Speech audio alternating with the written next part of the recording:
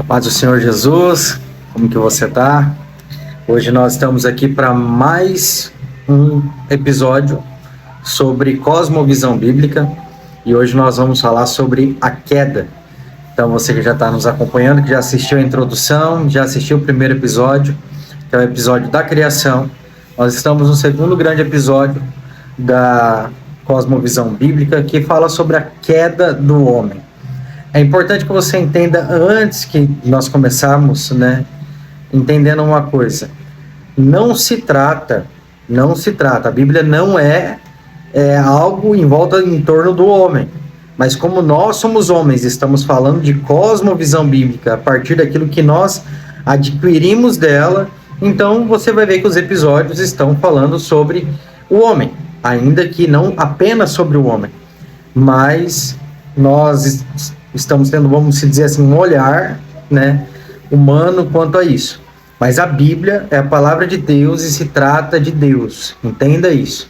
Nós não somos antropocêntricos, nós não somos humanistas, pelo contrário, nós somos cristocêntricos, entendemos a centralidade do Evangelho.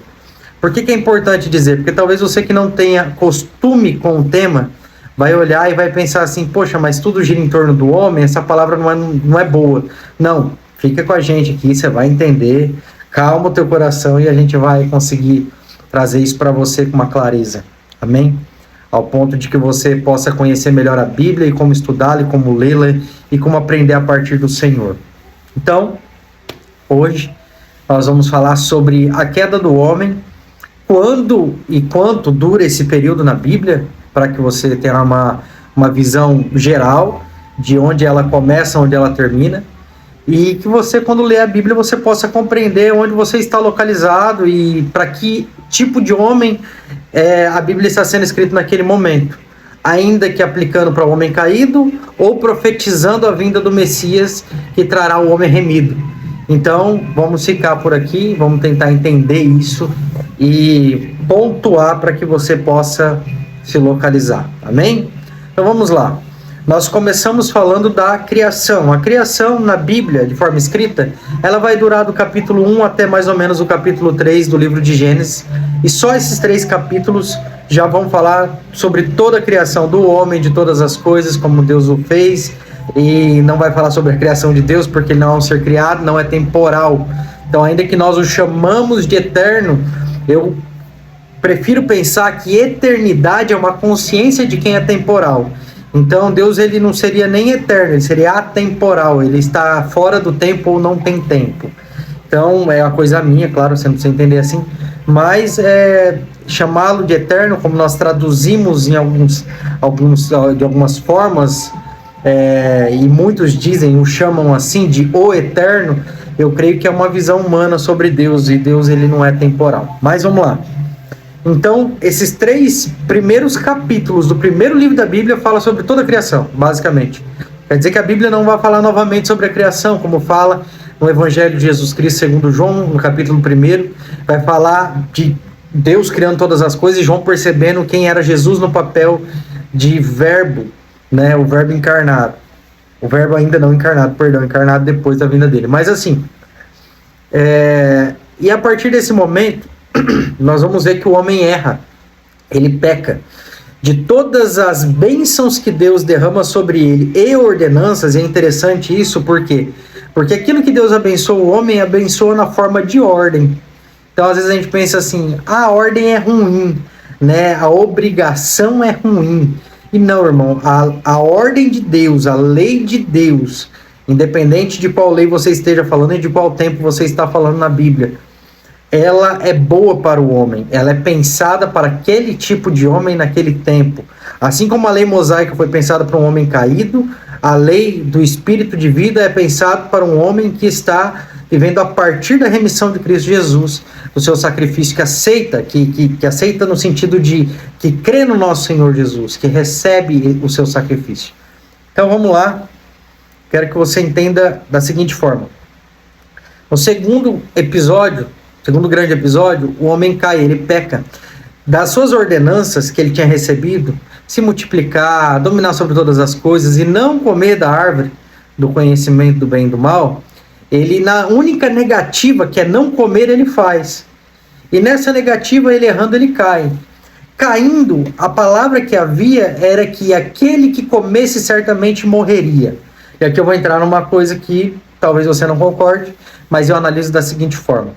Se o Novo Testamento diz que nós devemos nascer da água e do Espírito, é porque ou não nascemos ou estamos mortos no Espírito. Então vamos lá. Quando o homem cai, se não morre a sua alma e não morre a sua carne, certamente morre o seu espírito. E aí você vai ver toda uma cultura judaica falando que o homem é dicotômico, ele não é dividido em três. E então eu vou arriscar dizer aqui que para eles realmente não era dividido em três, ainda era em dois. Nós vamos ser nascidos do Espírito a partir do Novo Testamento e da Nova Aliança, onde Jesus diz que é necessário que nós nasçamos da água e do Espírito. Assim como ele diz para Nicodemos, é necessário você, Nicodemos, um bom religioso, um homem que segue a lei de Deus, nascer de novo. E nascer do quê? Do Espírito. Quer dizer que todos os homens do Antigo Testamento não nasceram do Espírito? Olha, eu vou fazer uma observação aqui, eu posso até errar nisso, mas tenta vir comigo. Davi, ele no Salmo 20, ele diz a Deus assim: Senhor, nos permita que o rei, e na minha tradução está com R maiúsculo, nos responda naquele dia, no dia da nossa aflição, no dia da nossa petição.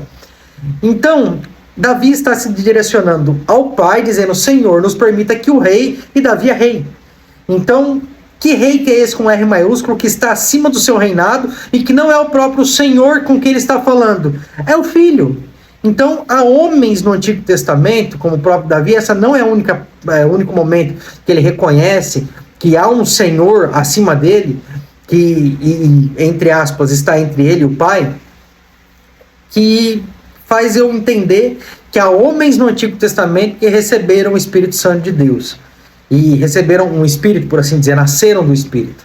Para não misturar as coisas entre Espírito e Espírito Santo, apesar que se trata da mesma origem, mas vamos ficar aqui, tentar no raso para não errar. E Davi vai dizer o que para Deus quando ele peca? Não retires de mim o teu Espírito. Então havia um Espírito em Davi. E a Bíblia diz que naquele dia o Espírito torna Deus. Então é um Espírito que não é corruptível. Esse Espírito, ele tem que fazer parte do Senhor a ponto de que ainda que o homem se contamine totalmente, esse Espírito seja devolvido. Volte ao Senhor. A carne é o pó e a alma seja julgada. Então, eu sei que nem todo mundo vai concordar dessa forma, mas é a forma que eu compreendo e os homens que eu respeito tá nessa linha também. Então vamos lá. O homem, ele quando cai, quando peca, quando ele erra, ele morre onde se ele não morre na carne e na alma? Ele morre no espírito. Então, automaticamente, ele passa a ser um ser caído, por isso não entende das coisas do Espírito. Por isso, quando está no monte com Moisés subindo ao monte, e ele chama o povo fala assim: não, Moisés, fala você com Deus para que não morramos. Por quê? Porque a compreensão de morte e vida do homem a partir da queda, ela é mudada. Então ele entende que nascer do Espírito, ter uma intimidade com Deus, falar com o Senhor é morte, mas a verdade era vida. É porque um ser morto ou caído compreende como morte essas coisas. Então, a partir da queda, até o período da remissão, o homem, ele é um homem caído. E esse período da remissão vai acontecer onde? Ele vai ser relatado na Bíblia nos 4 evangelhos. Quando Jesus morre por nós, pelos nossos pecados, nós somos remidos. Então, nós começamos a fase do homem que é remido por Jesus. E é o 3º episódio, que nós não vamos entrar hoje, mas só para que você entenda. Esse episódio, ele dura da queda até quando Jesus morre por nós. Então, toda a Bíblia escrita nesse período está sendo escrita pensando no homem que ele não é nascido do Espírito, então ele não consegue ter uma interpretação divina correta, um entendimento sério da realidade. Um homem que está baseado nas coisas que podem ganhar nessa terra, nos tesouros que podem angariar nessa terra, e não quer dizer que hoje não tenhamos esse tipo de homem. Ainda homens que pareçam ser nascidos do Espírito, que se batizaram, homens que aceitaram a Jesus, parecem andar nesse caminho de um homem caído. Por quê? Isso eu vou explicar no próximo episódio. Porque homens que aceitaram a Cristo, se batizaram, ainda andam como homens caídos. Vou lembrar disso, me cobrem, vou falar sobre isso. Mas nesse vamos ficar só na parte que o homem está caído. Então, tudo que é escrito, que é pensado, que é dito para um homem que está caído. E é isso que nós precisamos entender. Todas as coisas estão nessa direção, inclusive a própria lei de Moisés. Por que a lei de Moisés pontua tão bem as negativas? Por quê? Porque o homem precisava observar o que estava fazendo de errado.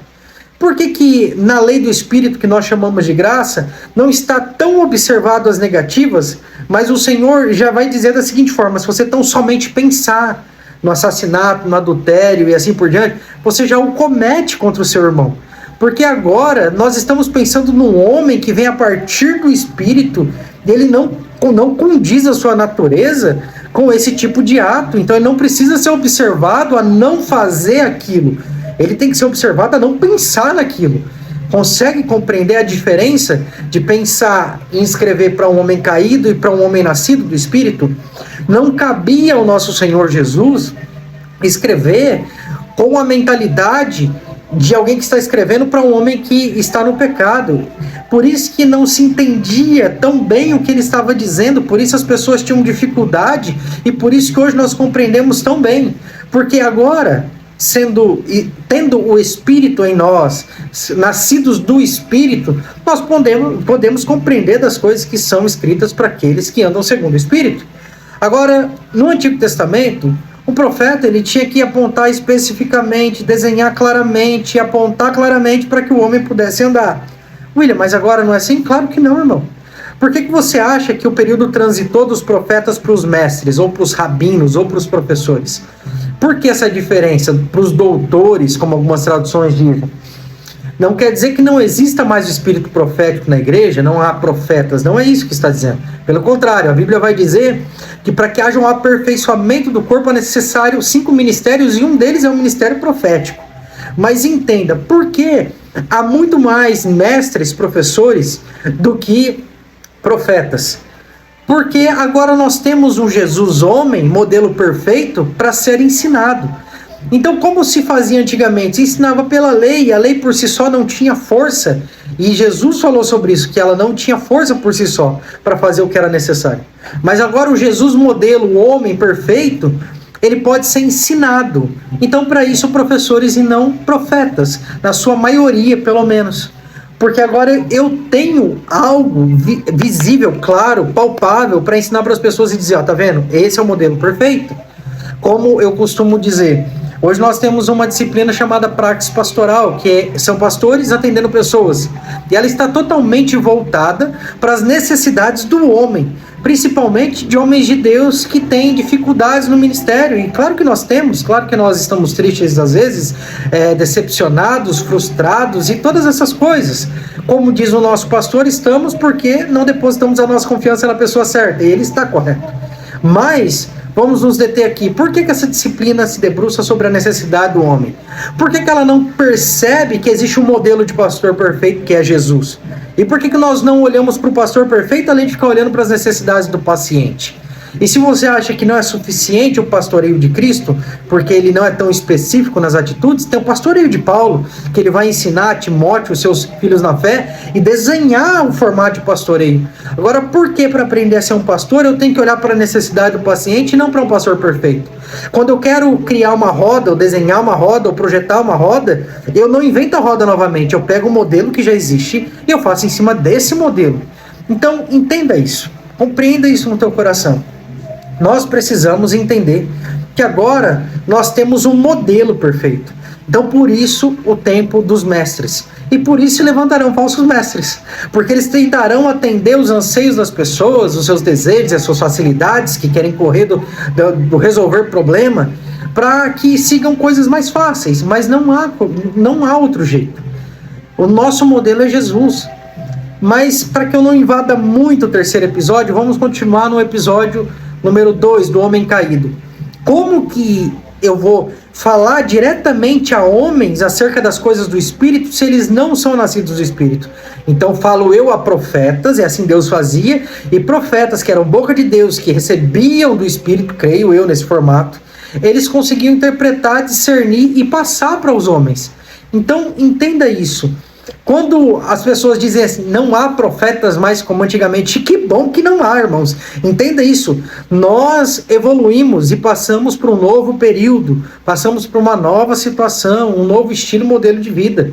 Se nós tivéssemos homens intermediários entre Deus e nós até hoje, no mesmo formato que era o Antigo Testamento, de nada valeria a Nova Aliança. De nada valeria o sacrifício de Cristo. Nós precisamos aprender a ler a Bíblia, entendê-la de uma forma mais ampla. O porquê está sendo dito assim para esse tempo? Por que está sendo dito assim para esse tempo? Porque são pessoas diferentes ouvindo. E assim é com o homem. Você não ensina a mesma coisa para uma criança, para um adolescente, para um adulto e para um velho. Você ensina de formas diferentes. Para uma criança, você ensina de uma forma. Para um adolescente, de outra forma. Para um adulto, e assim por diante. Então, por que nós queremos ensinar o homem original, o homem que caiu no pecado, o homem remido, e o homem que será glorificado com Cristo, terá um estado glorificado como o de Cristo na eternidade? Imagina eu querendo ensinar a lei mosaica para um homem glorificado. Ele vai olhar e falar assim, como assim? Eu não tenho pecado. Eu já passei essa fase. Eu não tenho por que cumprir isso. Não faz sentido para mim. Consegue entender? Porque a Bíblia não para, a vida do homem, a eternidade não para na morte da carne. Ali começa, irmão, nós temos que começar a imaginar e projetar esse homem que vai reinar com Cristo, governar com Cristo, que vai governar as nações com o nosso Senhor. Então haverá um novo estado do ser, do homem, que nós não conseguimos imaginar, um estado onde nós chegaremos à varonilidade, né? O estado de varão perfeito, assim como o nosso Senhor, e nós vamos ter um novo modelo, com certeza, de lei. Então, e quando eu digo lei, eu não quero também avançar, porque nós vamos falar exatamente sobre lei num dos próximos episódios. Mas entenda isso. Nós não podemos dizer a mesma coisa para uma criança e para um adulto. São tempos diferentes. Como dá um exemplo o nosso pastor, há uma diferença entre você, uma criança, fazer xixi no seu colo e um adulto fazer um xixi no seu colo. Então, há diferenças no protocolo, no desrespeito, na forma de agir. E assim é para a educação também. Eu não posso ensinar uma pessoa a vida inteira a tomar leite. Vai ter uma hora que ela vai ter que comer pão, carne forte, maná escondido. Como diz uma profecia que nós recebemos há um tempo atrás aqui na nossa congregação em Itajaí. Entenda isso. Há tempos e tempos. E o que você precisa entender do segundo episódio, todo momento que você lê o Antigo Testamento. O Antigo Testamento está sendo escrito para um homem que não teve os seus pecados remidos na cruz. Ele é a sombra da nova aliança. Ele vai mostrar ou predizer ou apontar aquilo que realmente é verdadeiro e importa. E você precisa entender, isso é Bíblia. Irmãos, entenda isso, isso está escrito, eu não estou inventando esse termo. O Antigo Testamento, segundo o apóstolo Paulo, é sombra daquilo que haveria de vir. Então, tudo aquilo apontava para esses dias, e você precisa entender isso. E eu vou te dar um conselho encerrando o nosso vídeo, preste atenção. Profético, o espírito de profecia, irmão, isso é muito poderoso, sabe? Profetas, homens de Deus que dão direção, que dão destino, que apontam o lugar correto de para onde ir, como ir, isso é maravilhoso. Deem valor nesses homens. Mas a revelação, isso não liga a pessoa ao profético exatamente. Assim como quem canta não é levita, isso ficou no Antigo Testamento. Entenda isso no teu coração. Eu não estou menosprezando a revelação, eu não estou menosprezando a pessoa que revela o indivíduo, não me entenda mal, eu estou separando as coisas. Entenda isso. Alguém que revela e profetiza o indivíduo, ele não tem a mesma capacidade de fazer a grandes territórios. Isso é o profético. Alguém que dá direção, destino. Alguém que chega e fala assim, cara, aqui vocês mesmo sendo nascidos do Espírito não conseguem ter discernimento, porque nós estamos falando de coisas que estão em outro nível.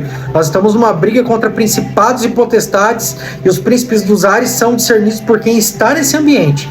Então estamos falando do profeta, sabe? O cara que vai dar direção para toda uma região, toda uma terra.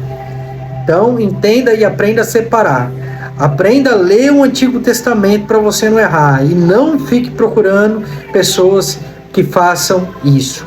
Irmão, vá atrás de quem ora com você sim. Vá atrás de quem tem uma palavra assim. Eu não quero que você me interprete mal. Eu quero que você aprenda a depositar a tua confiança, a tua esperança na pessoa correta e na pessoa de Jesus. Você é um homem, uma mulher nascida do Espírito e você tem a capacidade, tem o direito de entrar na sala do trono e falar com Jesus, falar com Ele. Porque nos últimos dias seriam levantar, o que seria levantar? A tenda de Davi e não o templo de Salomão. Nós estamos falando de um lugar que é você e Deus. Você é um sacerdote agora, você é homem, você é um sacerdote que vem a partir da ordem de Melquisedeque e de Jesus, filho de Davi. Então você tem essa autoridade, você tem essa autoridade de fazê-lo. Chega e fala com Deus. E se você precisar de um profeta, que seja para confirmar aquilo que você tem entendido do seu coração e não para procurar uma resposta. Amém, meu irmão? Você conseguiu compreender? Ficou claro para você? Se ficou claro, comenta aqui embaixo, faça a sua pergunta. William, eu quero muito ouvir sobre o próximo episódio, como funciona a ideia do homem que foi remido pelo sacrifício de Cristo e o que é escrito para ele. Então ativa o sininho das notificações. Não tenho certeza se já está ok, mas me disseram, passaram para mim que estava com um probleminha aqui. Mas procura ver se está o correto, para que quando sair o próximo vídeo você seja notificado e você assista. Amém? Acompanhe o nosso devocional diário também. Não está tão diário, mas a gente vai arrumar isso. Amém? E fique conosco, que você possa estar aprendendo como nós estamos ao ensiná-lo. Amém? Que o Senhor te abençoe e te guarde, que Ele te livre de todo mal. E eu espero você na próxima, no nome do Senhor Jesus.